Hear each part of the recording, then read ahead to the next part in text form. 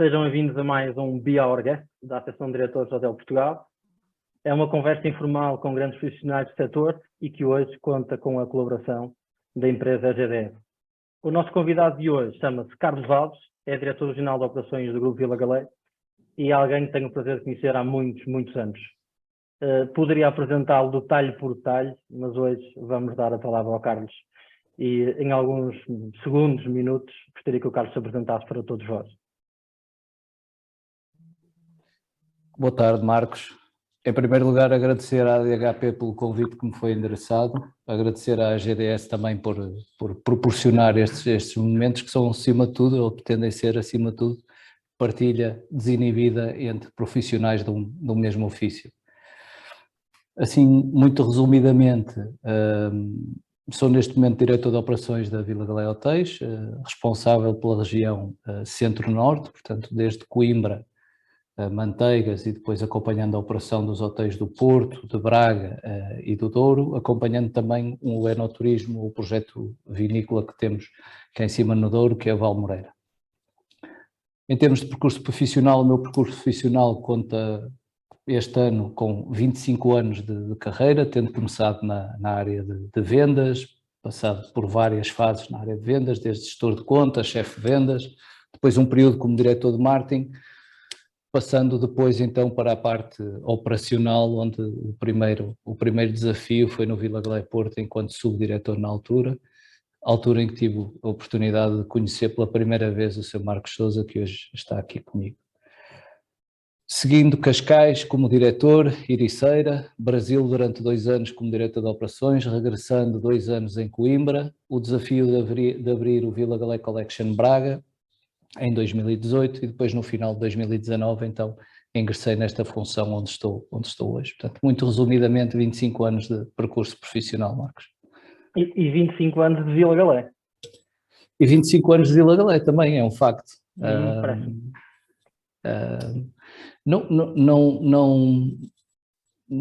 Nunca se proporcionou ou nunca senti a necessidade, isto muito sinceramente, nunca senti a necessidade, houve oportunidades obviamente, mas nunca senti a necessidade de sair, porque como perceberam pela esta apresentação, desde funções de back até funções de front já fiz várias coisas e portanto o desafio é constante e nunca estou mais de 2, 3 anos a fazer a mesma coisa e portanto renova-se o desafio, renova-se a vontade.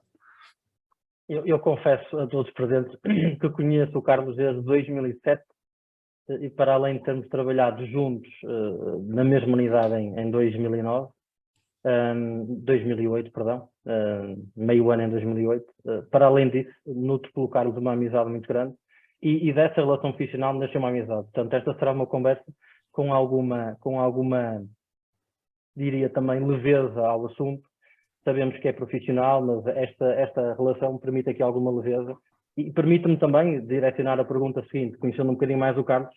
Ele falou dos seus 25 anos, falou também de Valmoreira, vinhos Valmoreira, dos quais eu sou fã, mas não vou falar que o Carlos tem uma relação particular com vinhos, porque ele não gosta, mas isso deixamos para outro assunto.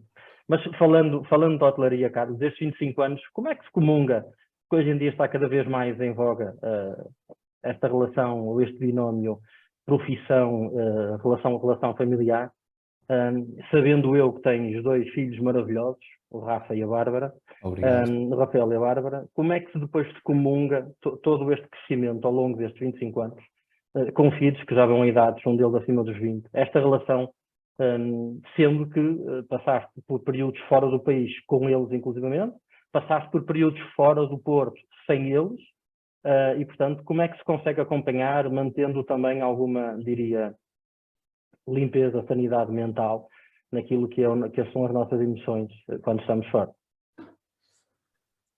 Eu acho que quem ingressa na hotelaria, em primeiro lugar, é porque gosta de desafios.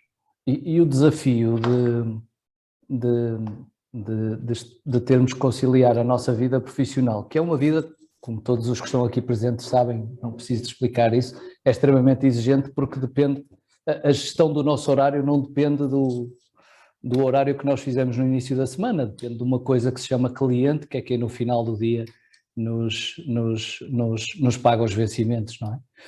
E, portanto, eu desde sempre acreditei que o que importa é a qualidade do tempo que nós passamos com a família e não tanto a quantidade. Não me adianta dizer que estou 8, 10 horas em casa se esse tempo não for de qualidade. Então, se calhar é preferível estar só 1 hora, mas que essa hora seja realmente bem vivida e bem acompanhada. Eu tenho a sorte de ter uma família que desde o início, primeiro, sempre me conheceu com esta atividade e, portanto, foi crescendo. Não é algo que eu comecei a fazer agora e mudei, portanto, passei de estar 7 sobre 7 em casa para, de repente, desaparecer durante uma semana inteira, não é? E, portanto, é um processo de habituação normal, não se estranhou.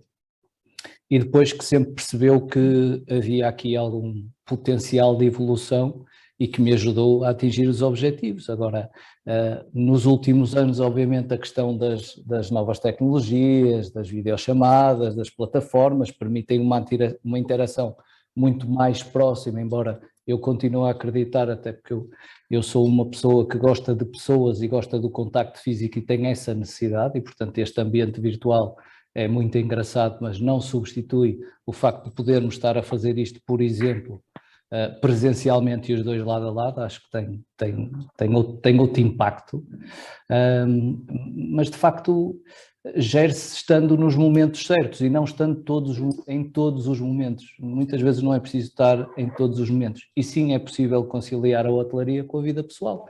É evidente que nós sabemos, Marcos, que nós trabalhamos mais quando os outros se divertem e, portanto, quando os nossos amigos vão de férias, nós estamos a trabalhar, mas é bom que eles vão de férias, que é para nós podermos trabalhar, portanto...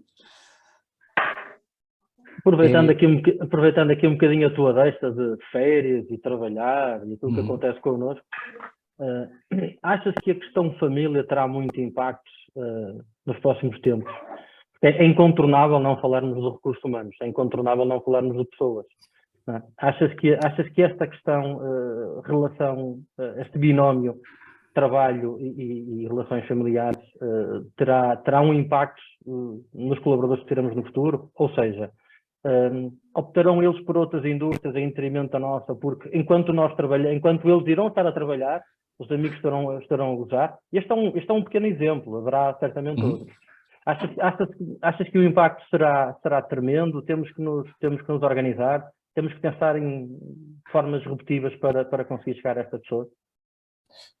Marcos, em primeiro lugar, nós, antes de percebermos, e essa questão é muito importante, porque nós tivemos 2 anos que levaram todas as nossas equipas diariamente para junto da família, ok? E, portanto, exponenciou essa necessidade. Em alguns casos, se calhar, massacrou, porque o viver 24 sobre 24 também tem alguns desafios, e vemos o caso desses programas tipo Big Brother, que aquilo ao segundo dia já está a dar confusão, não é? E embora eu não assista, isto é um bocadinho o reflexo da vida real, não é? A intensidade com que se vive é totalmente diferente. Agora, eu preocupo-me sobretudo, e antes de conseguir fazer a conciliação do profissional com o pessoal, preocupa-me sobretudo a escassez de recursos humanos que nós temos. E, portanto, esse é o tema que nos obriga a todos a uma reflexão muito séria, e quando eu digo todos, não é só os hoteleiros ou é o turismo em específico, ou em particular. É um problema do país. Nós, como tu sabes, nós estamos com uma taxa de natalidade cada vez menores, estamos com um envelhecimento cada vez maior e, portanto, a nossa população ativa é cada vez menos. Depois a questão da pandemia, que nos tirou muito o recurso humano que era hoteleiro e que passou para outras atividades similares, como, por exemplo, e eu dou sempre este exemplo porque acho um exemplo muito caricato, para a área da saúde. Se tu pensares, Marcos, montar um hospital ou um hotel é rigorosamente a mesma coisa em termos de funções, tirando os especialistas, os médicos e enfermeiros do lado e os diretores e os subdiretores do outro lado. De resto, todas as funções encaixam como uma luva de um lado e do outro. E a pandemia tirou à hotelaria muita gente para a área da saúde que não regressou. Agora, isto é transversal ao país. Tu falas certo com muita gente que não é da nossa área e que se queixa exatamente da mesma coisa. A área dos vinhos, a construção civil, a indústria de uma forma geral. E, portanto, nós vamos ter que pensar em formas de atrair primeiro gente para Portugal, vamos ter que importar mão de obra. Acho que vai ser uma necessidade. E nós, caramba, nós temos alguma facilidade, nós temos os PALOPs, nós temos o Brasil como um grande, dentro dos PALOPs, o Brasil como grande potencial, porque desde logo a primeira barreira que se impõe na importação, que é a linguística, essa está completamente ultrapassada, não é? Agora, eu acho que temos que pensar, e temos que pensar sobretudo numa nova geração que nós vamos receber ou que estamos a receber, que tem necessidades e expectativas completamente diferentes da minha geração ou da tua geração, que és um bocadinho mais novo do que eu. E, portanto, vamos ter que perceber o que é que eles esperam de nós, de que forma é que lhes podemos chegar, porque diz-se muitas vezes que esta nova geração é muito impulsiva e gosta pouco de estar nos sítios muito tempo. Se calhar não vai haver ninguém a ficar de futuro, digo eu, 25 anos como eu na mesma empresa, não é? Mas se calhar grupos hoteleiros ou eventualmente a hotelaria de uma forma geral pode aproveitar essa impulsividade, porque essa insatisfação pode ser, quando bem utilizada, pode ser positiva. Vão ser muito mais críticos, vão questionar muito mais as coisas e, portanto, se calhar nós temos é que aproveitar, em vez de termos uma lógica de, entre aspas, perdoando uma expressão, velhos do Restelo, dizer agora vem aqui este puto que não percebe nada disto e vem-me questionar aquilo que eu faço há 20 anos. Não. Chega para ti, é uma visão diferente, alguém que não está sequer comprometido com a área e, portanto, vamos ter que, se calhar, aproveitá-los dessa forma, Marcos. E da mesma forma que o setor, que os hospitais, como tu referenciaste, são de facto um concorrente nosso. Nós no passado, quando falávamos em contratação, olhávamos para os nossos concorrentes. E os concorrentes eram os hotéis e, às vezes, os restaurantes. Neste momento, para além dos hotéis e dos restaurantes, da indústria médica, das escolas, dos hipermercados, das fábricas, e complementando aquilo que eu comungo muito daquilo que tu falaste, a pandemia também trouxe a muitas pessoas a vontade de querer estar mais tempo em casa e acompanhar os filhos. Deu aqui a oportunidade a alguns deles perceberem que podem acompanhar, sejam filhos, sejam pais, estar próximo dos seus entes queridos. E que antigamente poderiam não conseguir estar porque estavam tão ligados com o trabalho. E, portanto, esta nova necessidade, ou este reanimar da necessidade de estar próximo dos seus entes queridos, também creio que puxa pessoas fora da nossa indústria. Portanto, eu acho que nós temos que ir muito mais além e criar aqui um conceito, criar aqui uma forma de tornar a indústria do turismo e a indústria hoteleira atrativa, seja por via salarial, seja por via de pacote salarial com outras coisas que podemos oferecer e podemos falar já de seguida sobre essas, seja por flexibilidade de horário. Aquilo que eu sinto é que não podemos viver quadrados ou fechados da forma como sempre funcionamos. Ou seja, temos que estar abertos a fazer coisas de forma diferente, pensar de forma diferente e às vezes ir um bocadinho mais além. Eu posso partilhar agora muito sucintamente uma experiência que me contaram, algo que funciona num país completamente diferente do nosso, na Islândia, um hotel de cadeia internacional diga-se mundial, portanto é Marriott, portanto na Islândia, e os horários, por exemplo, de recepção, são turnos de 12 horas. 3 dias, 12 horas, 3 dias, 4 dias de folga, e assim sucessivamente. Naturalmente também temos aqui a componente da lei a boicotar um bocadinho os nossos pensamentos. Marcos, desculpa lá, tu em Portugal já tens uma figura que se chama horário concentrado, que te permite fazer os turnos de 12 horas. A hotelaria raramente recorria ou recorre em situações muito pontuais. Por exemplo, eu estou-me a lembrar o caso dos seguranças. Os seguranças trabalham sobre a segurança privada trabalha muito sobre essa forma. Mas ainda bem que pegaste nessa parte da legislação, e quando há pouco eu dizia que devíamos ser todos, e o todos é o Estado, as autarquias, é os sindicatos, porque de facto uma das coisas que eu acho que era urgente rever era os CCTs, e portanto o Código de Trabalho deveria ser revisto para permitir uma adaptação a uma nova necessidade desta gente que está no mercado de trabalho, que não quer estar agarrada a 40 horas semanais, se calhar. E, portanto, se calhar uma bolsa de horas, trabalhar aqui com uma forma de bolsa de horas, é evidente que tu vais ter que ter equipas muito mais alargadas e no fundo, lançares para aquela semana, olha, eu tenho estas horas para preencher, candidata-se, quem é que quer fazer? É evidente que para isso, e para depois poderes entregar a mesma qualidade de serviço, se calhar em vez de 5 vais ter que ter 10, ou em vez de... Mas em termos de custo vai-te sair exatamente a mesma coisa. teríamos é que arranjar aqui forma de, através do Código de Trabalho, ter essa flexibilidade, e parece-me que é a parte que é mais complicada, porque continuamos a ter, por exemplo, os sindicatos, e eu não tenho nada contra os sindicatos, antes pelo contrário, acho que em todas as atividades deve haver sempre uma organização que sirva para regulamentar ou fazer aqui o contraponto entre o colaborador e a entidade patronal. Acho que isso é ótimo.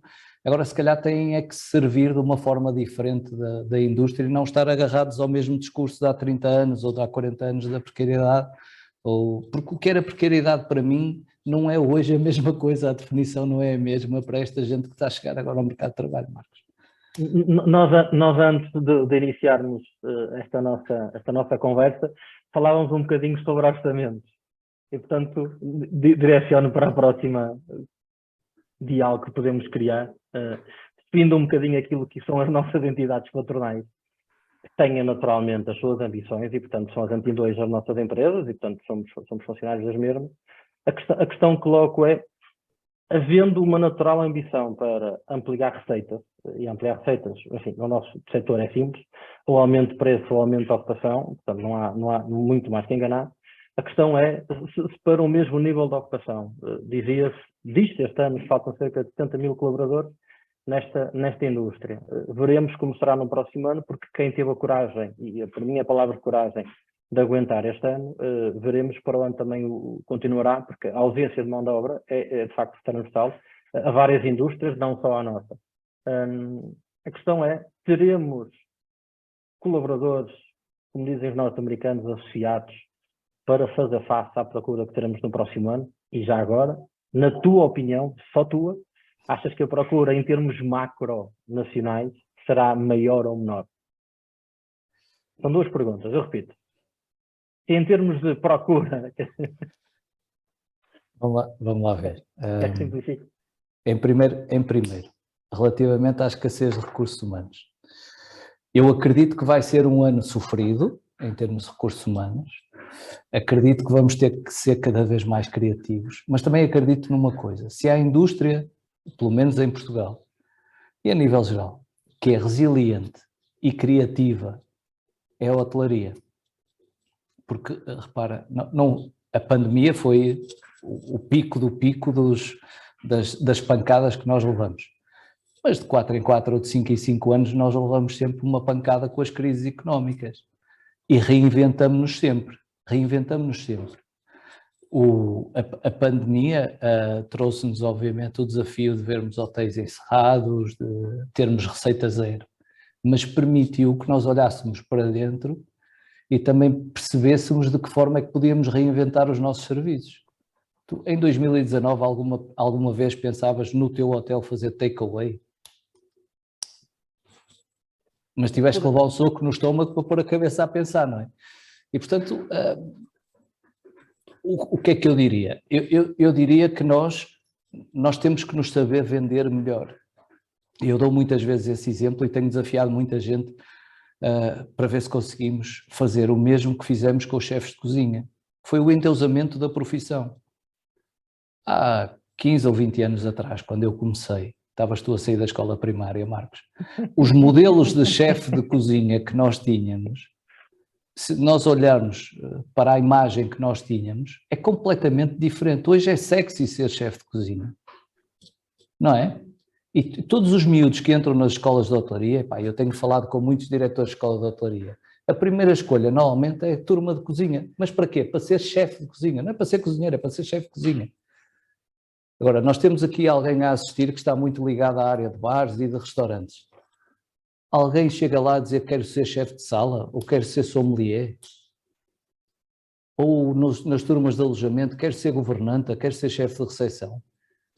Nós temos é que tornar sexy essas funções.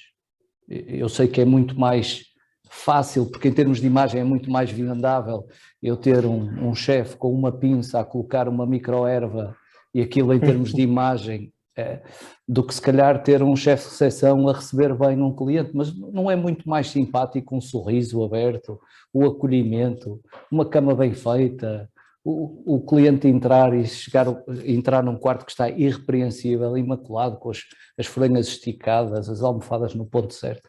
E é estas pequenas coisas que nós temos em termos de imagem que trabalhar para atrair mais gente. Porque nós temos uma vantagem, nós não temos 2 dias iguais. A nossa profissão não é rotineira. Que eu até posso ser recepcionista e só fazer check-ins, mas todos os check-ins vão ser diferentes, porque eu tenho sempre à frente um cliente diferente que me vai exigir coisas diferentes, que me vai tratar de forma diferente. E depois estamos num país que naturalmente é acolhedor e simpático por natureza e, portanto, isto é a indústria que identifica o país. Agora que vamos trazer gente, vamos trazer gente. Que temos que concentrar cada vez mais nas soft skills? Sim, claro que sim. Até porque a parte técnica é aquilo que nós mais facilmente conseguimos ensinar, não é? Essa é uma das reinvenções. E que outras reinvenções? Se tivesse uma bola de cristal, pudesse antever aqui um bocadinho o futuro, que outras reinvenções achas que são necessárias para... Porque vejamos, elencaste bem aqui algumas coisas, que é, temos alguma ligação com os PALOPs e serão, sem dúvida nenhuma, alguma da nossa força motora nos próximos tempos. Terá que ser. Para além de outras nacionalidades, nós cá em baixo temos convivido muito com indianos e nepaleses e, portanto, creio que irão continuar a ser. Mas estas nacionalidades já o eram nos cruzeiros, portanto, já é subejamente conhecido nos cruzeiros. Mas que outras reinvenções tu achas que, ou tu crees que serão possíveis de executar num futuro muito próximo? Porque muito proximamente teremos um ano sofrido, pelas tuas palavras, e não será só um ano. Porque as necessidades são tão grandes, o volume é tão grande, e as fraquezas que há ao nível do suporte, seja da lei vigente em Portugal, seja de outras situações que poderíamos elencar, e outras bolas de cristal aparecem aí que outras reinvenções aparecem na tua bola de cristal? Se eu tivesse a bola de cristal, se calhar não era diretor regional de operações, já era outra coisa qualquer. Portanto, já tinha. Porquê? Porque tinha ganho o Euromilhões ou uma coisa assim. Estaria aqui na mesma a falar contigo, mas se calhar noutra função. Tenho dúvidas. Estava a atender, se calhar, a chamada do corretor para ver as ações na bolsa e essas coisas assim.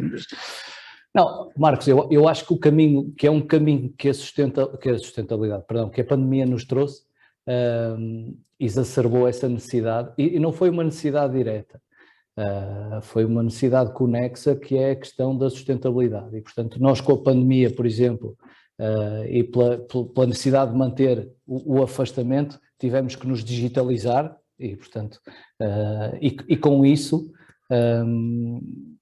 E com isso a questão da sustentabilidade veio por arrasto, porque diminuímos o uso de papel, porque diminuímos o uso de plástico, porque começamos a ser mais conscientes da nossa pegada ecológica. E, portanto, eu diria que essa é uma reinvenção, ou seja, temos que nos tornar em tudo aquilo que fazemos cada vez mais sustentáveis, porque tu começas a ter, em termos de clientes, no ato da escolha, uma coisa que não aparecia já há muito tempo, que é, e nós temos tido no nosso grupo vários casos desses, eu tenho 2 hotéis concorrentes e, portanto, o critério de escolha pode não ser tanto o preço, eu até posso pagar mais, mas eu vou ver em termos sustentáveis o que é que tu andas a fazer. A troca de toalhas, o uso dos plásticos, de utilização única, o papel, causas sociais, como é que tu te inseres na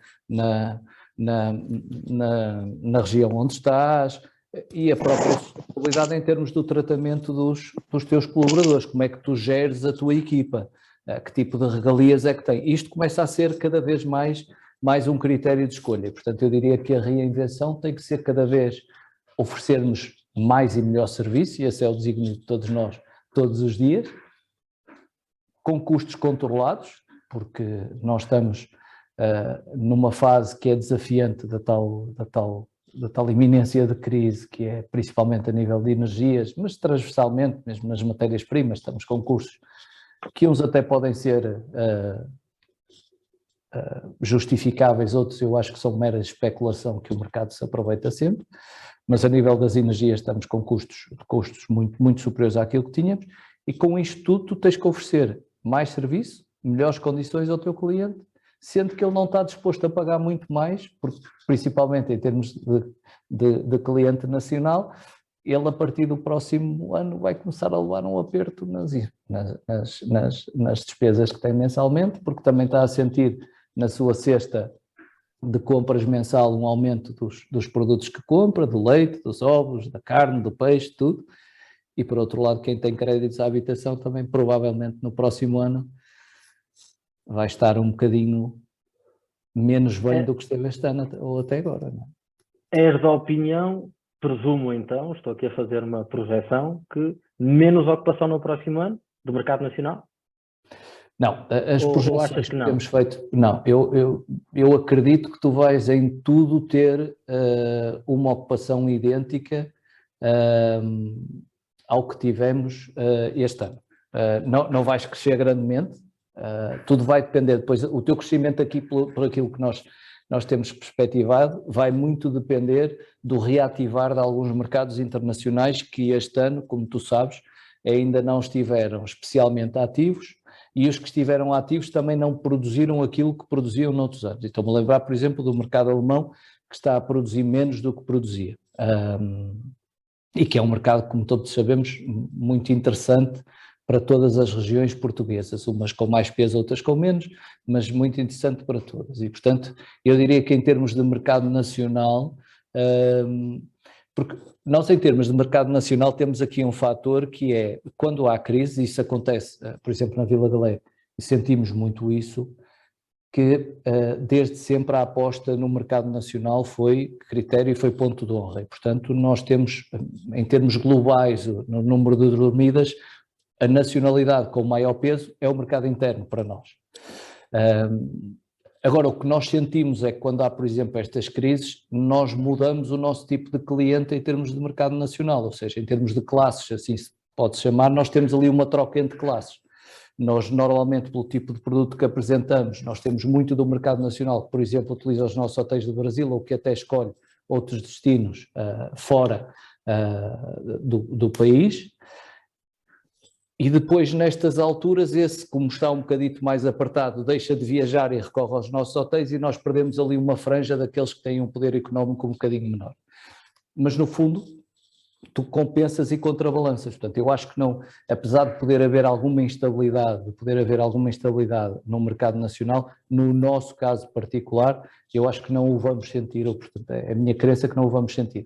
O aumentares muito a ocupação vai depender da reação dos mercados internacionais. Temos bons indicadores, temos boas perspectivas. E em termos de preço? Em termos de preço, nós estamos a apostar nós desde 2019 que não mexemos nos preços, embora tenhamos aumentado preços médios. Não mexeram nos preços? Não aumentamos preços. Offline ou online? Transversalmente. Nem na contratação, nem no online. Nós estamos praticamente com os mesmos preços. O que é que aconteceu? Como tu tiveste menos operações turísticas, tiveste mais cliente direto. Isso, obviamente, diretamente mudando o mix, não é? Obviamente, sim. Isso faz-te logo um reflexo nas tuas contas, não é? Sentiste também, percepção pessoal, sentiste os clientes mais, não diria condescendentes, mas se calhar mais aceitadores da mão de obra que nós tínhamos ou que existiu este ano com menor qualidade de serviço? Em primeiro lugar, eu acho que as nossas equipas de base, aquilo que nós chamamos o núcleo duro, foram verdadeiros heróis. E, portanto, o reconhecimento a eles todos, porque o ano foi extremamente desafiante, porque constantemente estiveram a integrar gente nova e gente com pouca formação.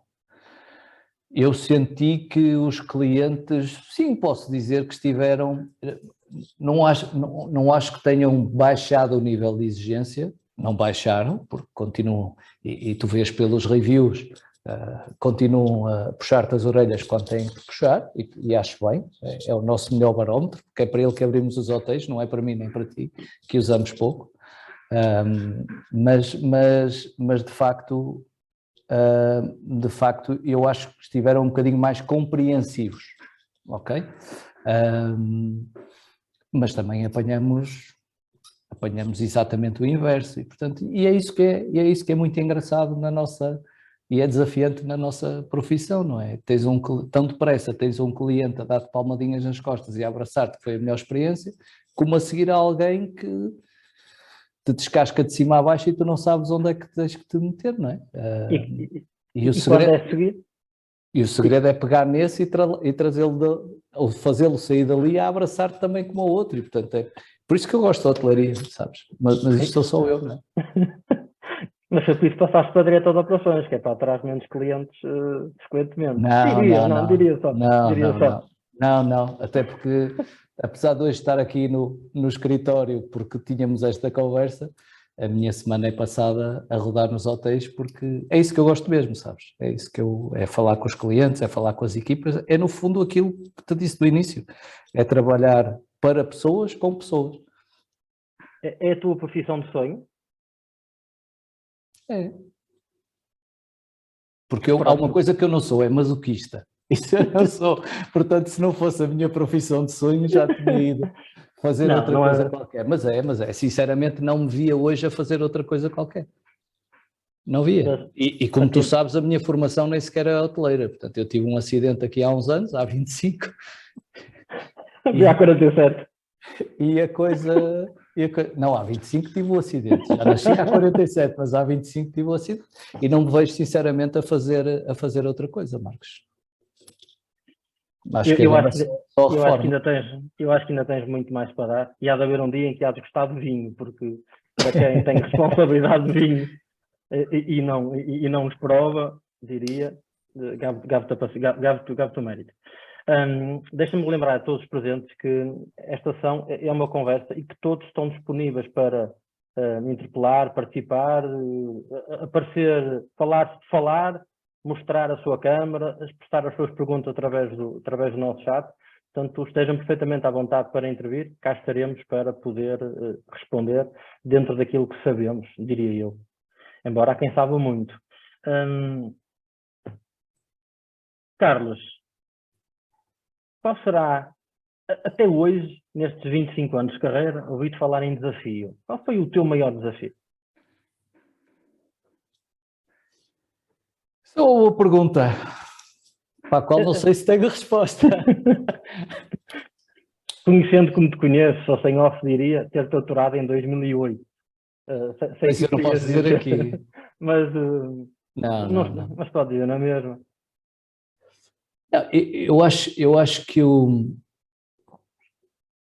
os maiores desafios são sempre, e eu já tive algumas, as mudanças. É aquilo que normalmente nos causa a todos, sejam elas de que espécie forem. E eu já tive várias, e portanto, de cada vez que eu sei que tenho que sair daqui para ali, o perceber se vou ser capaz, o que é que me espera, e portanto esses são sempre os maiores desafios, e obviamente dentro destes desafios o maior desse género terá sido atravessar o Atlântico, que estava ali tão cegadinho na Ericeira, e de repente, mas não estava ali ao lado do Atlântico, também foi fácil.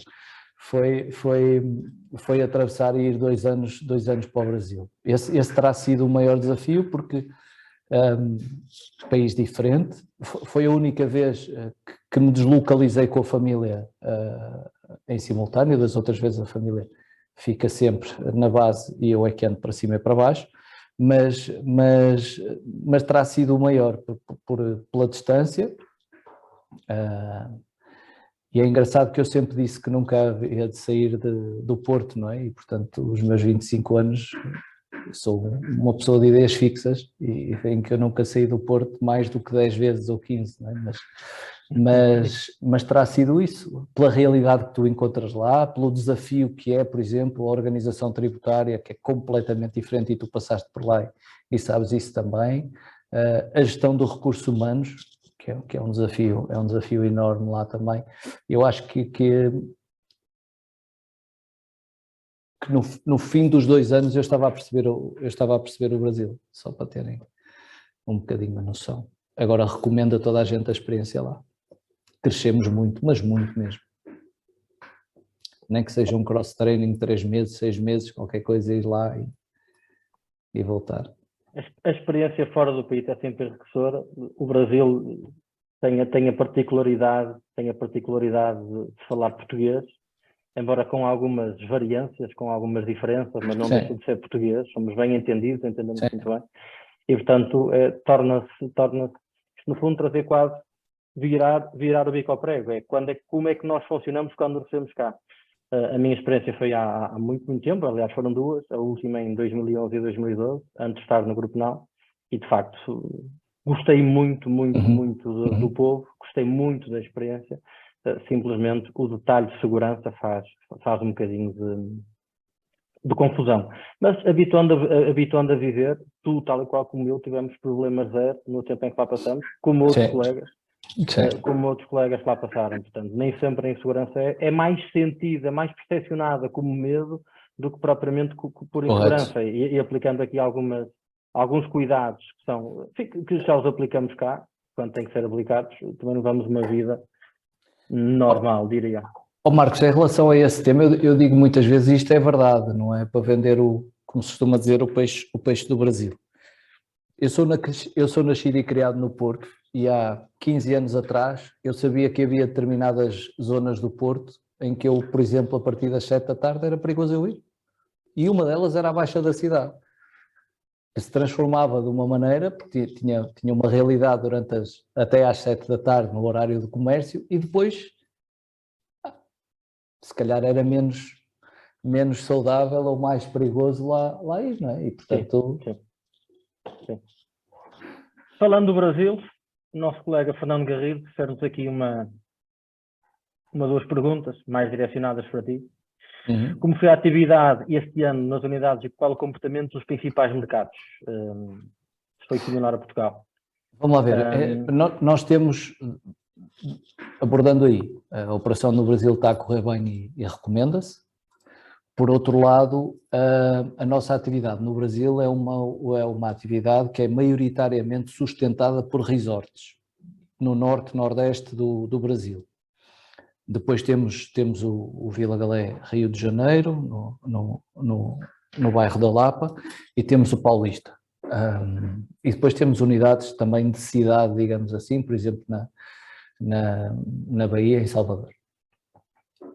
Estas unidades funcionam, e para quem não conhece a realidade do Brasil, estão para o Brasil como o Algarve está para Portugal, ou seja, elas embora estejam no norte, como estamos no hemisfério sul, os climas são ao contrário, portanto o melhor clima é sempre no norte do Brasil e o clima menos bom, porque desengane-se quem acha que não neva no Brasil também neva, faz frio para chuchu, mas mais a sul, que é aquilo que nós temos aqui a norte. O mercado do Brasil é 85%, quase 90% do nosso mercado é o próprio brasileiro.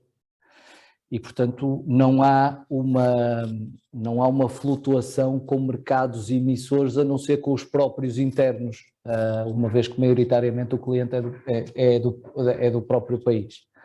E eles são utilizados para dois grandes segmentos, se pudéssemos dizer. Um é o lazer, puro e duro, e, portanto, as férias das famílias, e o outro é a área de eventos, que é uma área que no Brasil tem uma expressão completamente diferente do que é aqui, porque também estamos a falar em capacidades hoteleiras e para acolhimento de eventos.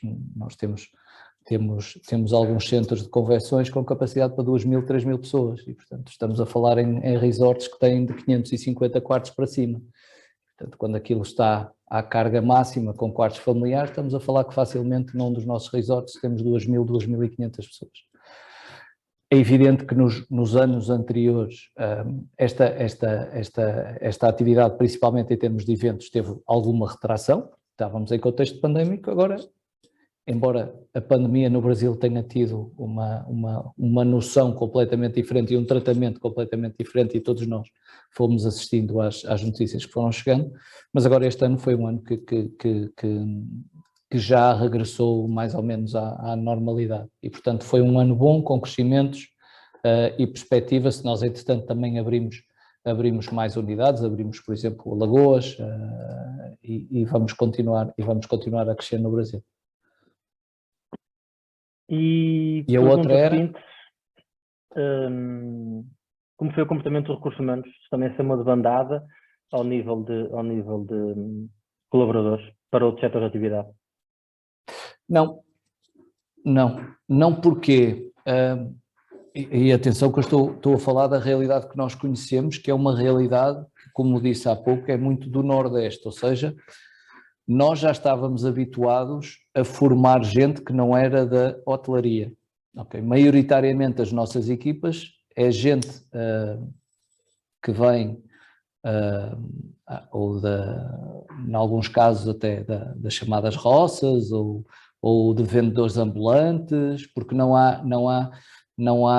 para já não há escolas de hotelaria, não há formação hoteleira em condições no Nordeste. Estamos a falar que as principais escolas e as melhores escolas estão em São Paulo e no Rio de Janeiro. E, portanto, por exemplo, de Fortaleza ao Rio são 3 horas de avião e não saímos do mesmo país. E, portanto, trazer alunos, esses alunos normalmente ficam sempre ali na zona. Pois a malha aérea é fraca e é caríssima e, portanto, é inviável. E, portanto, nós estamos habituados constantemente a formar gente nova e não sentimos essa debandada lá. Quem trabalhava na hotelaria ficou na hotelaria. Há também um outro fator, se eu me recordo e do que mantive o acompanhamento do Brasil, trabalhar em hotelaria no Nordeste é nobre, é um bocadinho tem mais... Status. Tem dá status diferente do que já, diria Sim. que aqui em Portugal foi perdendo um bocadinho.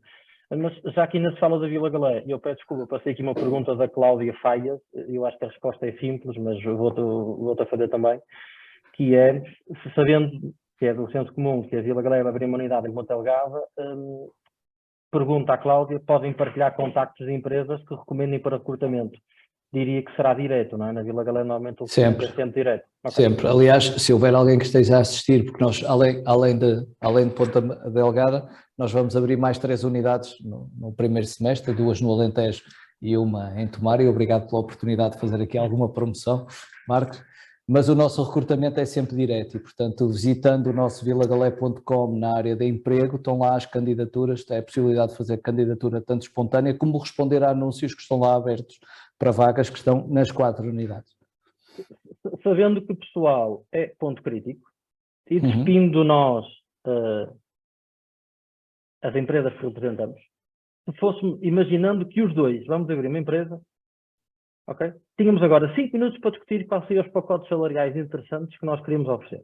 Imaginando um hotel em Lisboa, no Porto, onde quisermos, e que queremos contratar umas dezenas de pessoas, que pacote salarial que fosses tu a decidir, não vale a pena salário acima da média, abaixo da média, podemos ir por aí, mas que outras condições poderíamos incluir no pacote que tu achas, pela tua experiência, de teres ido a acompanhar neste tempo, tua, e eu vou meter também aqui um bocadinho a minha colherada, no fundo, para tentar aqui quem está presente perceber que mais coisas é possível fazer, algumas podem parecer ignorantes, mas que mais coisas se podem fazer, no fundo, para tentar reter talento, ter ferramentas para contratar pessoas que não estão connosco, ir buscar pessoas de outras indústrias.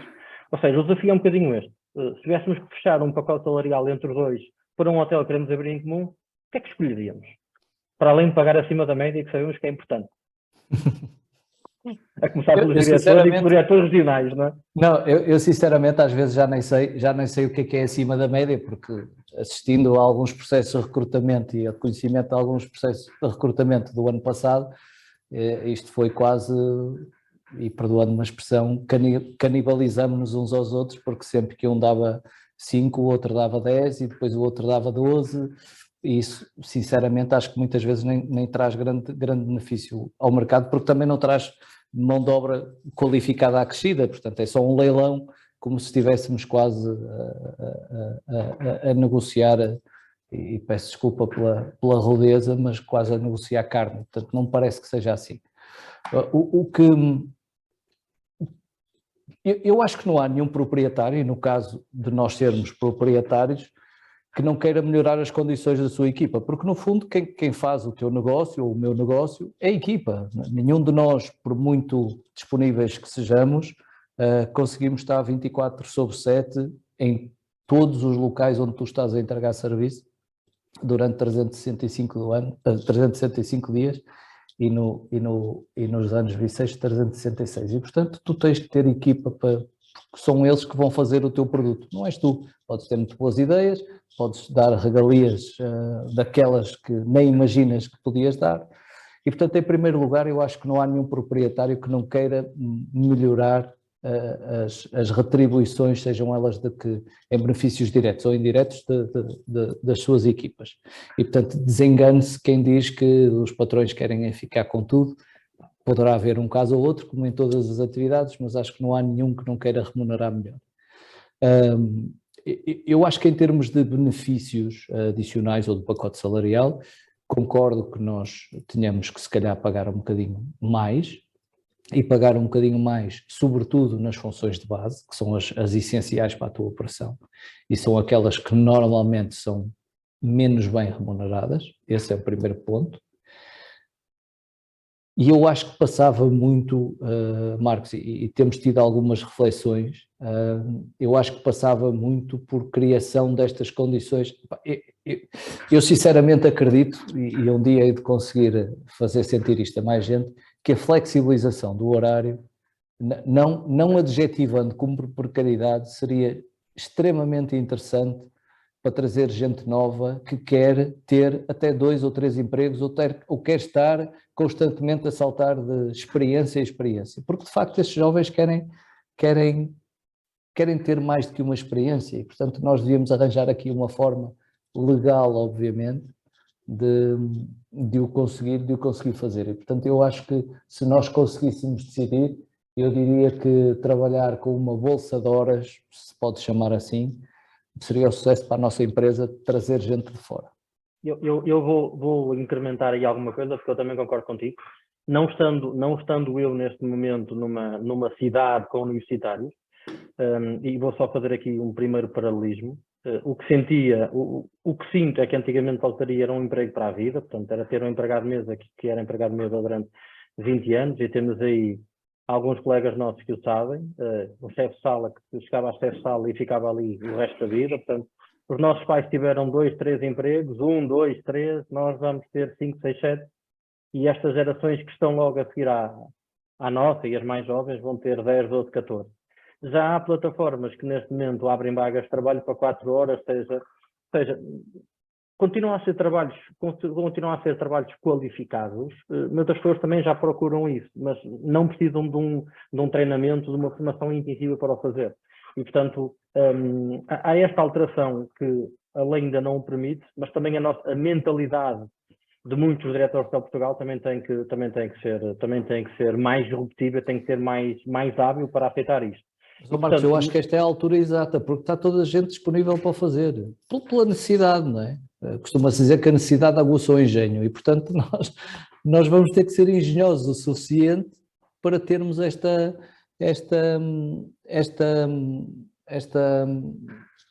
necessidade satisfeita.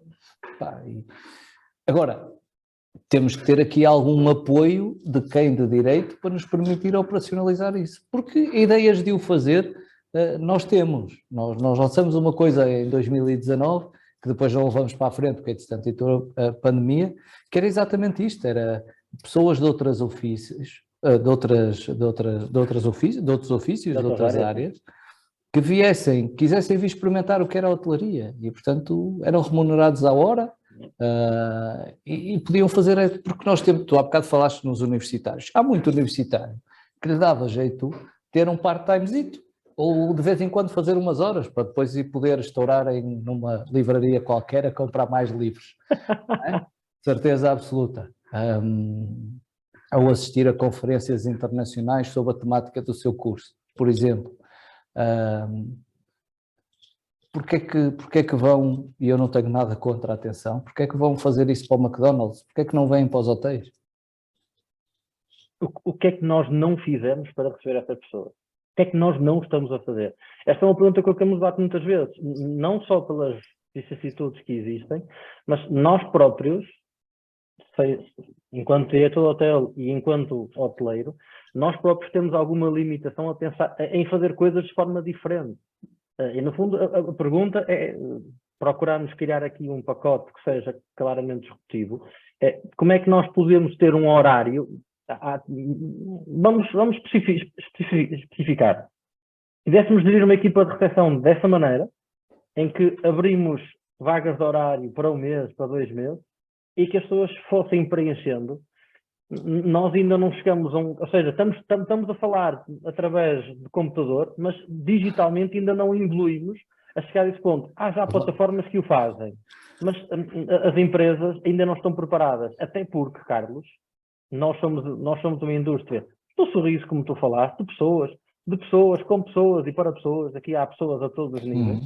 E se vamos tornar também esta indústria, e eu acho que temos que encontrar aqui o meio termo, se vamos para este meio tão digital, em que vai haver menos formação, também estamos a pecar na tal indústria dos sorrisos, também estamos a pecar na tal formação.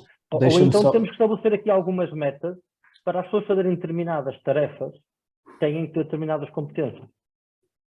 Sim, mas são competências, mas são competências comportamentais, porque o resto tu ensinas. Agora, era aquilo que eu te estava a dizer há bocado, Marcos. A tua equipa de base, o teu núcleo duro, tem que cá estar. Agora, também não podes passar do 80 para o 8, não é? E, portanto, só que depois tu tens que gerir, para funcionarmos desta forma que estamos a falar, nós temos que ter as equipas cada vez mais elásticas e cada vez com mais recursos. Mas a tua equipa de base tem que lá estar, porque senão, caramba, chega alguém que nunca entrou num hotel, a não ser na ótica do utilizador como o Windows, não é?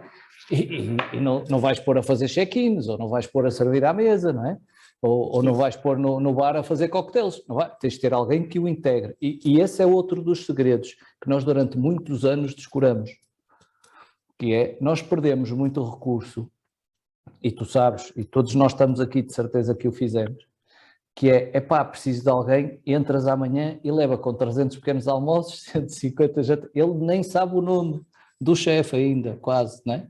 Mas já levou pancada forte e feia. Portanto, primeira questão, o acolhimento e a integração têm que ser trabalhados de forma diferente. Ponto. Se tu queres cativar alguém para a tua, tu tens que lhe dar, até o pode estar, entre aspas, a enganar nos primeiros dias, e depois mais tarde ele vai levar pancada, mas ele já foi vendo. Okay? Não podes crer que alguém que chega hoje à profissão, primeiro tem o mesmo rendimento de alguém que já está há 5 ou 6 meses ou há 10 anos, não é? E depois que entre logo no meio do lodo. Isso não pode existir. E esse foi um erro que nós cometemos durante muitos anos, todos nós. Portanto, e aqui acho que posso estar a falar por todos. Essa tua resposta complementa de alguma forma a pergunta que o António Melo fez, que é: qual é a opção do Grupo Vila Galé para formar pessoas de outras nacionalidades que não lusófonas, no sentido de lhes proporcionar níveis de comunicação suficientes para além das competências técnicas e soft para o serviço? Obrigado. Está no chat, se quiseres ler melhor. Obrigado, professor, pela pergunta.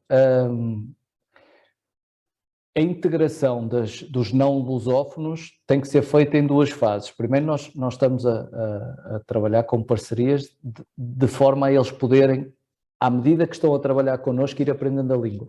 Ok? E, portanto, entrando numa fase inicial, obviamente, por funções mais de back-office, com menos contacto com o cliente.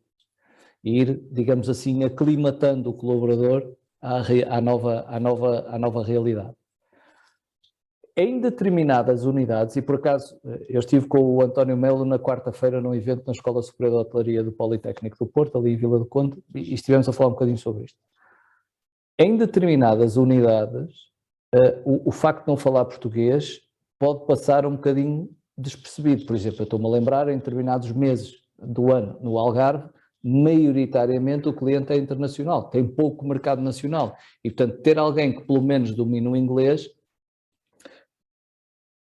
é menos condicionante para o exercício da sua função, ok?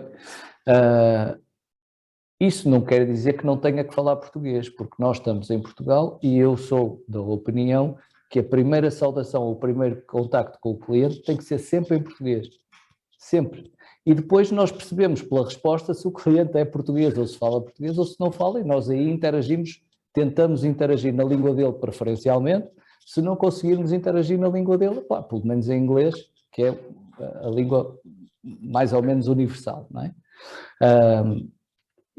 Portanto, nós tivemos esse desafio, por exemplo, com alguns ucranianos que nos chegaram durante este ano por causa da situação que se vive lá. E, portanto, o processo de integração tem sido este, tem feito formação a nível linguístico e tem entrado em funções mais de back, que lhes permite ir tendo um domínio da língua que pelo menos o bom dia, boa tarde e alguma interação mais simples já o possam ter para depois serem passados para funções mais de front. Muito bem. O Pedro Monforte faz aqui uma pergunta também curiosa, tem um tema da atualidade, pelo menos para a função pública. Se consideramos que a semana de 4 dias de trabalho terá temas soluções para referir a flexibilização do horário de trabalho, ou será a flexibilização para passar por outros modelos? Por acaso, eu aqui gostava de perguntar ao Pedro, são 4 dias com 40 horas ou 4 dias a 32 horas, portanto tem diferença de peso, não é? Mas não seja na última linha do Excel. Eu posso responder ao Pedro, não sei se o Pedro me está a ouvir agora neste momento ou se entretanto já saiu, mas eu posso responder ao Pedro de uma forma muito simples. Da mesma forma do que eu tenho dito até agora. Eu não sei se são 4 dias, eu não sei se são 40 horas. Eu sei que pode passar pela flexibilização. Agora, o modelo de flexibilização tem que ser testado. Eu não sei... Eu percebo a pergunta do Pedro, porque eu há bocado disse que o núcleo duro tem que lá estar e, portanto, nós estamos a falar em mão de obra elástica, mas o núcleo duro está lá, não é? E esse tem que se reportar a um vínculo qualquer ou uma carga horária qualquer. Agora, eu acho que pode passar por esta flexibilização. Eu não sei se são 4 dias, se são 3 dias, até podem ser só 2 dias. É aquilo que o colaborador achar que tem que fazer ou que é essencial para ele. Agora, é o que eu digo, se nós já estamos neste momento com dificuldade em trazer gente para a nossa atividade, trabalhar neste modelo vai obrigar a que aqueles rácios que nós tínhamos vão ter que ser muito maiores e, portanto, eu tenho que trabalhar com um nível de associados, como tu disseste há bocado, muito maior do que aquilo que eu tinha. Mas se calhar esta forma de flexibilização do horário, de eu poder gerir a minha semana conforme eu quiser, vamos lá ser aqui mais diretos, mais straight to the point. Porquê que o trabalho temporário resulta na maior parte das vezes? Porque eu quando quero ir trabalhar vou, quando eu não quero não vou. Quando quero ir não vou. E podes querer trabalhar hoje na empresa A e amanhã na empresa B se não gostar. Óbvio, e vou tendo estas experiências. E não são trabalhos definitivos, ou seja, há uma liberdade na própria pessoa de poder escolher onde quer trabalhar e onde se sente bem, independentemente... Agora a seguir vou ter as empresas de trabalho temporário todas a ligar-nos a dizer que eu quero acabar com o negócio deles. Eu não quero acabar com o negócio deles. Eu estou a expurgar ou a interpretar aqui um modelo de flexibilização do horário, não é?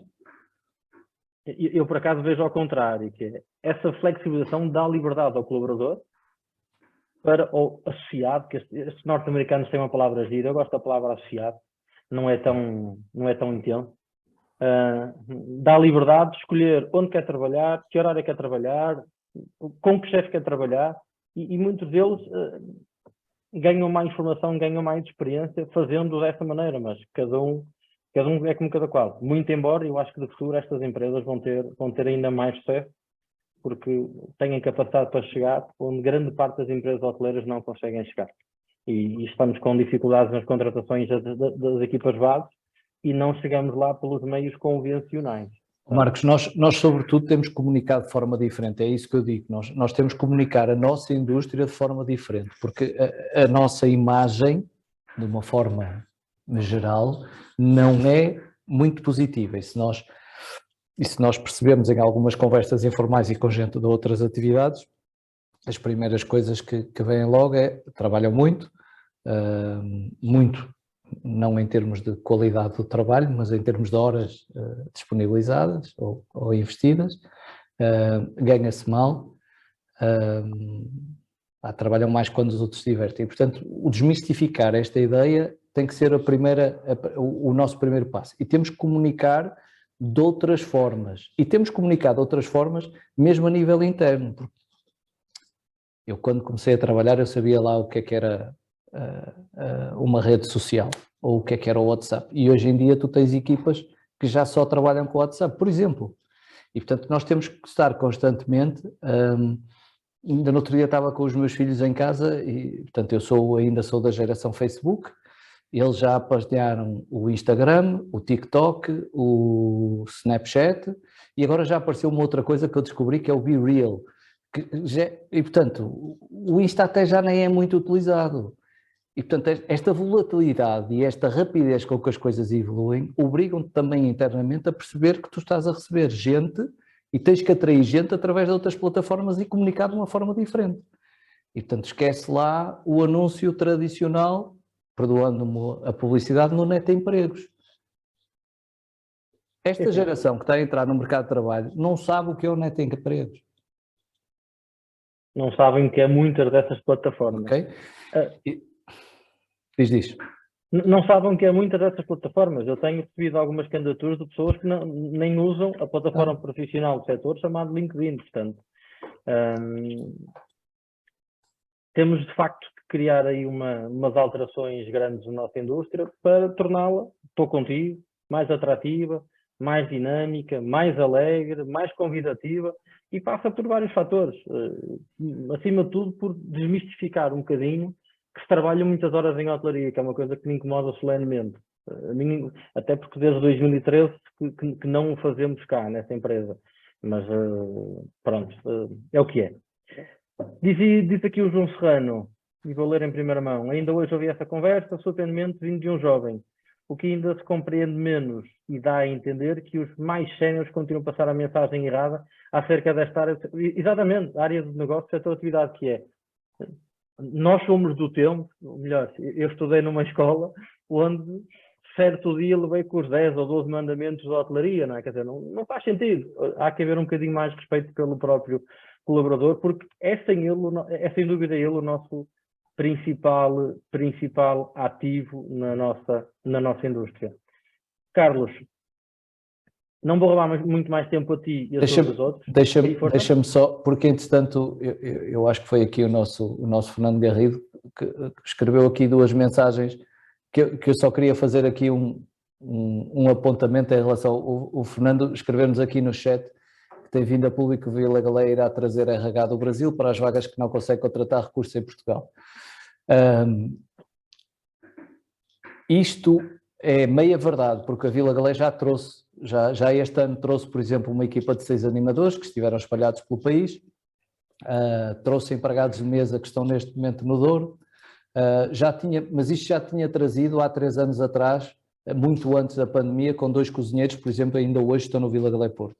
E portanto nós temos essa facilidade, isto serve-nos aqui de interação, como há colaboradores de Portugal que vão para o Brasil, ou seja, a via está aberta nos 2 sentidos e não é de um sentido só. Relativamente às necessidades de alojamento, transformar quartos vendáveis para alojamento de colaboradores é como eu ser criador de porcos e ficar com as peças todas para eu comer. E, portanto, isso não passa por aí, não é? Portanto, é eu ter uma suinicultura e depois dizer assim, não, o presunto fica para mim, o fiambre fica para mim, os secretos ficam para mim, as plumas ficam para mim.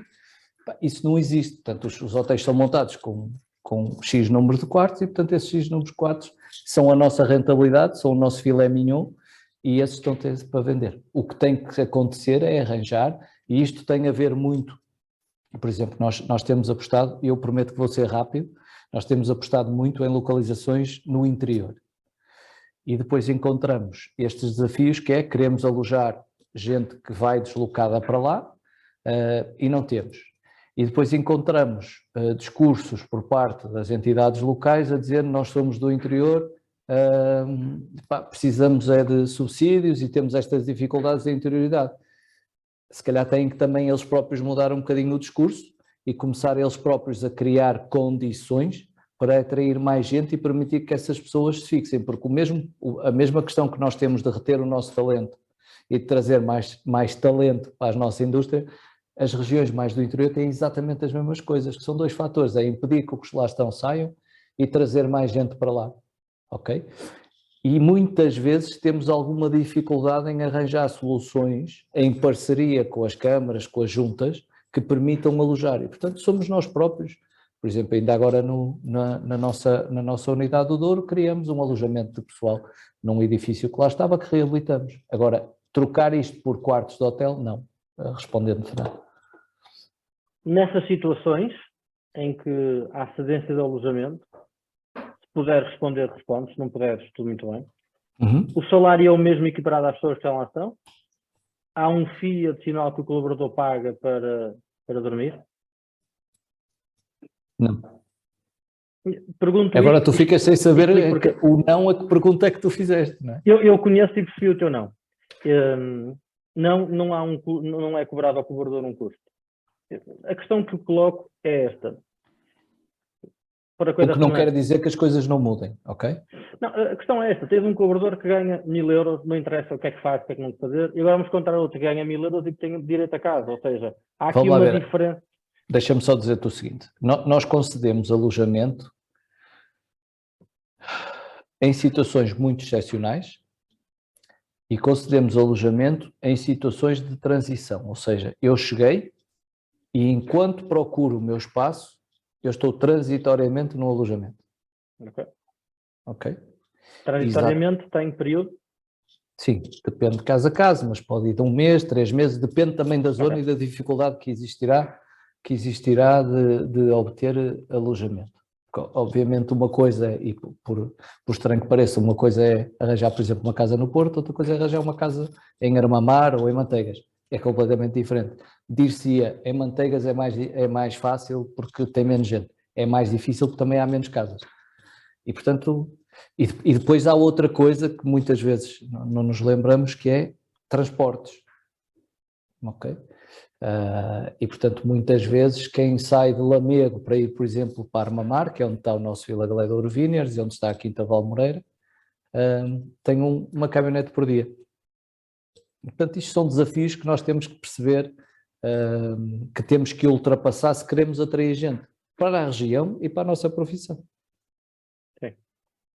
Mas não deixa de ser delicado em função dos colaboradores que já temos. Claro, mas quando tu tens equipas, claro que sim, são questões sensíveis. Agora, quando tu tens equipas maduras e imbuídas do espírito, a coisa dá-se, porque eles percebem que depois de termos tentado tudo e mais alguma coisa, se querem eles próprios melhorar como equipa, há males que são necessários, ok? Agora, não quer dizer, e é isso que eu te estava a dizer há bocado, não quer dizer que a coisa não mude. Agora, o que fazemos... Diz. Vou dar-te uma nota do porquê da minha questão e sobre isto. Nós, curiosamente nós, a empresa que eu represento, não damos alojamento, excetuando em casos raros, mas não damos. Porém, há outras unidades no Algarve que dão frequentemente alojamento, mas dão 6 meses ao ano. E os outros colaboradores que estão lá? Quais é que... Estou simplesmente a especular, ok? Portanto, não estou aqui a designar a empresa A, B, C, D, E ou F, nenhuma delas. Mas se eu for o diretor desse hotel, estamos a dar a alguns e não estamos a dar a outros. Estamos a dar alojamento, estamos só a especular. Sim, estamos a dar alojamento... mas que estabilidade é que tu dás a esse colaborador que tem alojamento 6 meses do ano? E os outros 6 meses? Mas era aí onde eu ia chegar. Ou seja, não estamos nós, hoteleiros, e eu estou incluído nesse processo, porque eu também sou hoteleiro, como é essa empresa que o faz, não estamos a mudar um bocadinho aqui o paradigma, que é, estamos a suprir as nossas necessidades de mão de obra, de receita, para depois, ao final de 6 meses, 7, 8 ou 9, dizer, ok, agora trancamos as portas, desenrasca. Uma coisa é, como estão a fazer pelo teu exemplo, ajudamos na integração, perfeito. Agora, quando estamos a ter situações no Algarve, e o Fernando Garrido elencou bem, em que retiram quartos de hotel para pessoas, deixam de ter quartos vendáveis para dar alojamento. Não, estamos a discutir o setor, Carlos, não tanto a tua empresa ou a minha ou outra qualquer. Sim. É o setor. Ou seja, vamos lá ver uma coisa. A linha de princípio não me parece razoável. Agora, eu não vou fazer muitos comentários porque não conheço a realidade específica e o caso em concreto. Agora, o que é que me parece? Parece-me que, sobretudo, este ano 2022, em termos de recursos humanos, nós entramos no desespero absoluto. E isso levou a tomar algumas ações e algumas medidas que foram para resolver o imediato e que não foram perspectivadas no médio e longo prazo. Ok? E que podem ter repercussões. Porque de facto pode ter essa vertente menos boa, que é, tudo bem, a equipa que está percebe que alguém que veio agora tem alojamento e eu não tinha, mas também alguém que veio sabe que só tem casa por 6 meses, então e o resto do ano? E portanto há uma destabilização de ambos os lados. Agora, foi o que eu te disse, este ano tomaram-se algumas ações que foram para resolver o imediato, eu tenho serviço, como tiveste outras. O Fernando dizia de retirar quartos da ocupação para entregar a staff. Mas também tiveste muita gente que, por não ter staff, limitou a sua ocupação e só pôs à venda 50% ou 60% do hotel. E, portanto, dentro do deve o haver, eu não sei, e não conhecendo os números, não sei se não tinha preferido afetar 10 quartos para alojamento de staff, porque o que eu ia ganhar com os outros que conseguia entregar serviço compensava-me. Quase que fazíamos um congresso sobre este tema, que de facto está na atualidade. Só não posso amanhã, se quiseres marcar, amanhã não me dá jeito.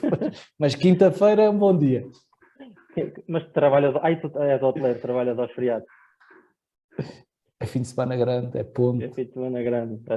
Maravilha, havia ter um fim de semana grande todas as semanas. Isso é que era do valor. Já estás tu a pedir uma semana de 3 dias de trabalho, Carlos. Não, eu dizia que era haver uma ponte para nós podermos... fazer o dito congresso. Alguém que nos está aqui a questionar se pode falar connosco. Eu, por mim, à vontade, Manuel Pinto. Claro que sim.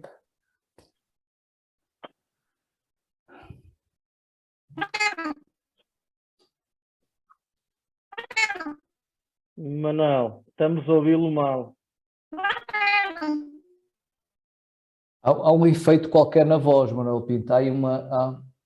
É que não conseguimos mesmo escutá-lo.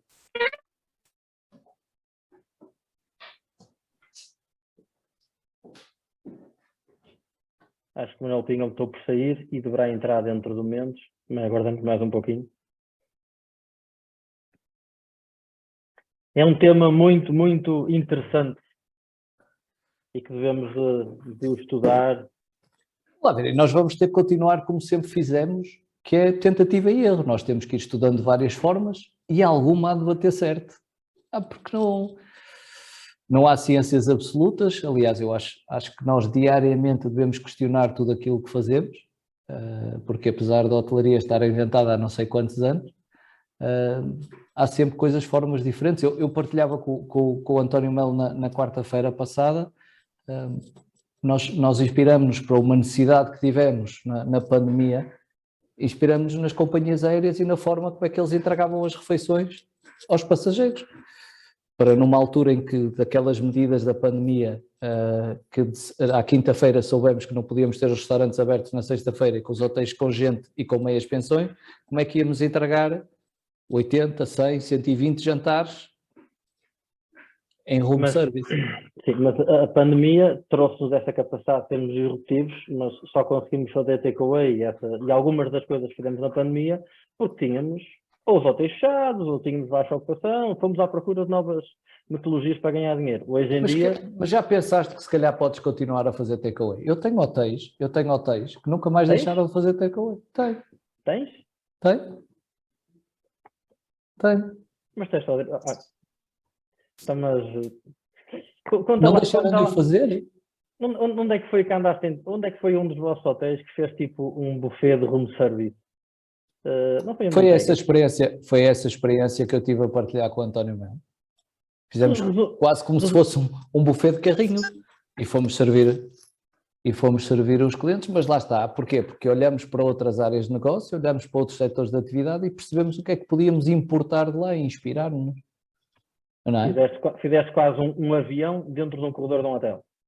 Porque se tu olhares para o corredor de um quarto, é muito idêntico ao setup, ao layout de uma cabine de um avião, não é? Tu tens, em vez de teres cadeiras, tens portas de um lado, tens portas do outro e tens um corredor central.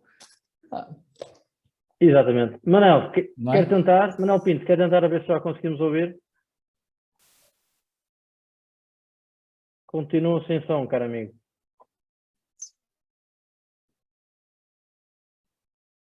A voz está digitalizada. Quando se ouve, parece uma voz robotizada, Manuel Pinto.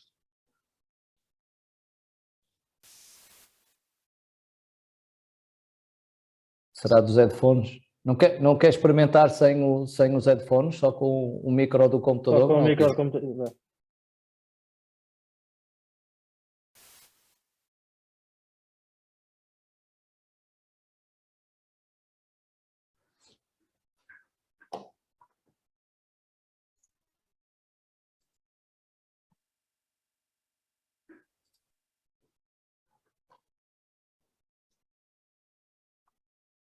Manuel, se for alguma pergunta, pode tentar escrever. Estamos a ouvi-lo bem no fundo. Mas ouvíamos, Manuel. Estão a ouvir bem ou não? Agora dá para perceber, Manuel. Estão para ouvir bem? Dá para perceber agora. Pronto. Eu, primeiro de tudo, uma saudação muito especial, meus queridos colegas, para vós, e é sempre um privilégio para mim ouvir com temas relacionados com a vossa vasta e rica experiência. Enriquecedora. Portanto, eu, como sabem, conhecem-me razoavelmente, sempre tive em mente, digamos, a aprendizagem constante na minha vida, não é? Sobretudo profissional. Eu queria saudar o Carlos Alves, pela sua brilhante carreira, de continuação de muitas felicidades, e também o Marcos Sousa, a forma como conduziu, digamos, este diálogo, como disse, não tem enriquecedor. O tema, como vocês se percebem, vai sempre desaguar à gestão do recurso humano. O tema 2, com o Carlos Alves, é exatamente aquilo que eu tive o privilégio de apresentar em 2013, que era novos desafios para os diretores de hotéis. E hoje coloca-se que é os novos desafios para os diretores operacionais. O que é que eu continuo, independentemente de termos legais, tem a ver com a legislação de flexibilidade de horário, sem dúvida nenhuma. E tanto o Carlos como o Marcos Sousa referiram aqui um aspecto que eu considero importante. Se hoje, no espaço de 24 horas de antecedência, necessita de um empregado de mesa, de um barman, de uma pessoa para a lavanderia, para housekeeping, portanto, não tens qualquer dificuldade, claro, como ter aqui na estação, no grau, em recrutar. Portanto, tem toda a lógica que a legislação, portanto, mude neste sentido. Contudo, continuo a pensar, relacionado com os atores operacionais, que têm, já outro dia tive a oportunidade de referir esse assunto, ser estratégicos. E estratégicos, para além da componente de gestão que possibilita a rentabilização da unidade hoteleira, e há bocado falaram, a forma de aumentar receitas ou a taxa de ocupação, ou o preço mais alto, ou as duas, mas hoje em dia põe-se uma questão que é muito importante, que é a redução de custos sem prejudicar a qualidade. Pronto. E eu considero que hoje um diretor de operações não é a mesma coisa que um diretor-geral que não era há 10 ou 15 anos. Portanto, tem que ser uma estratégia com várias componentes, desde a fidelização de clientes, verificar e acompanhar a evolução da atividade turística, mas, sobretudo, que seja a alavanca junto dos diretores de áreas da importância que é, digamos, a gestão dos recursos humanos.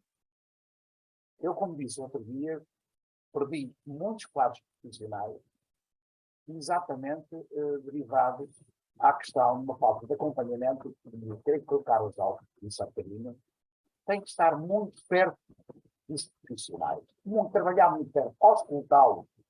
E auscultar não significa que sejam eles a decidir. E depois quando falamos em gestão por objetivo, é preciso transmitir qual é os objetivos a atingir dentro da empresa. Muitas vezes fazemos novos orçamentos, sabe? Mas não delegamos, não transmitimos como é que se consegue atingir esse orçamento. Portanto, relativamente à não sei se foi o Marcos Sousa, que foi o Carlos Alves, hoje, a chefe de cozinha, a SEX, digamos, eu lembro que comecei a trabalhar muito cedo na hotelaria. A ambição, no meu caso, quando comecei como mandarete, era chegar a recepcionista. Porque a remuneração, como sabem, havia 3 áreas com mandarete as pessoas preconizava. Era recepcionista, serviço administrativo, normalmente contra o fim de vida, ou outra área da contabilidade, e era um sobretudo. E chefe de restaurante, lembro-me, quando eu trabalhei primeiro no Mundial, e ainda hoje trabalham profissionais, foram mandaretes no Mundial.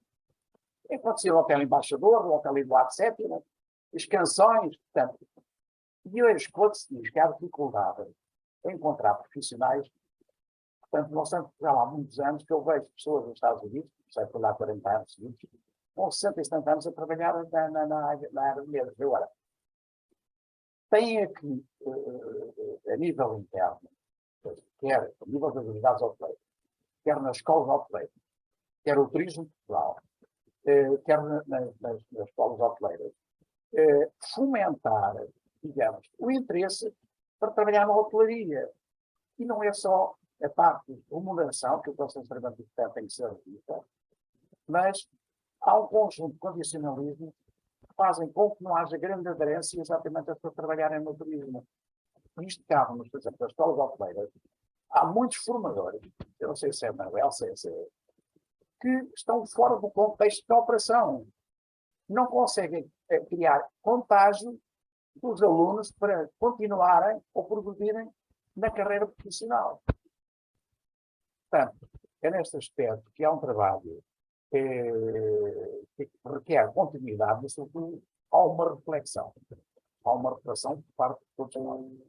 Portanto, e hoje verificam-se que unidades, nomeadamente onde trabalha o Carlos Alves, com mais de 2 ou 3, que não são unidades, são grupos de hotelaria, portanto, cadeias, que fogem e muito com muita distância, vão para além, muito além do salário e conseguem repetir quadros profissionais.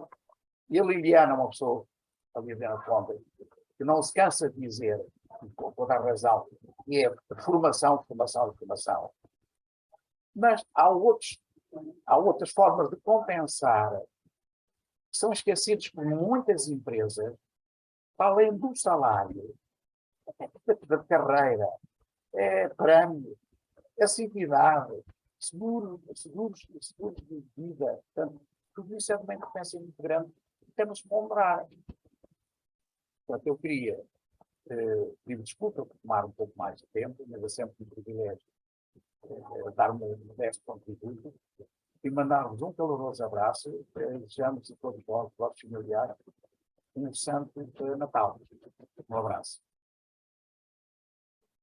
Manuel, obrigado pelos seus comentários. São sempre... Acho que fiquei sem voz. Estamos a ouvir-te. Mas ia ficando sem voz.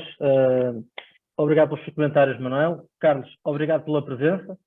Que foi de facto uma alternativa que encontramos. Nós tivemos primeiramente agendados para a semana passada, mas felizmente Portugal deu-nos a alegria, passou e tivemos que coordenar uma segunda data e escolhemos hoje no intermédio dos jogos. Portugal podia ter tido o azar de jogar hoje, não irá jogar amanhã, acompanhem. Mas no fundo agradecer ao Carlos esta disponibilidade para estar connosco na ADHP e que tem estado subejamente. Ele não referiu, mas foi em 2020, 19, 19, considerado o melhor diretor geral nos prémios séniores, portanto ele não referiu, certamente não quis embandeirar em arco, eu agora posso fazê-lo. Foi com muito agrado que te vi receber esse prémio, amigo. Agradeço-te uma vez mais por ter estado aqui comigo, com perguntas um bocadinho mais delicadas, mas tinha que ser. Agradecer aos participantes, relembrar que o BioOrguest voltará em janeiro. Encerramos para o período natalício, aproveitamos para desejar a todos um feliz Natal e umas ótimas entradas. E, se não me falha a memória, na última segunda-feira de janeiro, o meu colega João Serrano irá ter um convidado também especialíssimo, tão especial quanto o meu. Portanto, sigam a ADHP nas nossas plataformas de comunicação, cá estaremos. Carlos, deixa-te uma última palavra. Olha, Marcos, só dizer que foi um prazer enorme estar aqui com vocês todos. É sempre um prazer falar contigo. E a lançar o desafio para o próximo BioOrguest ter pelo menos 2 horas, que isto 1 hora é muito curto. Faltou aqui algum tempo mais para nos dedicarmos a quem nos está a assistir. Acho que é muito interessante, porque eu acredito muito nesta partilha. Eu sei que cada um veste o seu fato ou a sua camisola, mas quanto mais todos contribuirmos para a indústria com conversas desinibidas, abertas, obviamente que há coisas um bocadinho mais sigilosas, mas no global acho que não há problema nenhum em partilharmos, porque vamos ganhar todos com isso. Agradecer também aqui ao Manuel Pinto pelos inputs que nos trouxe, completamente de acordo, rever os planos de carreira, envolver as equipas na tomada de decisão é importantíssimo e, portanto, isso faz-los sentir pertença, e se eu tiver um maior sentimento de pertença, eu obviamente tenho menos intenção, vontade, ou sou menos desafiado a mudar para outro sítio.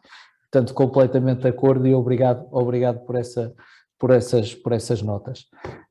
E dizer-vos, Marcos, Fernando, Liliana, sempre que precisarem de alguma coisa, estou aqui disponível, a bem de todos e a bem sobretudo de nós. Um bom Natal a todos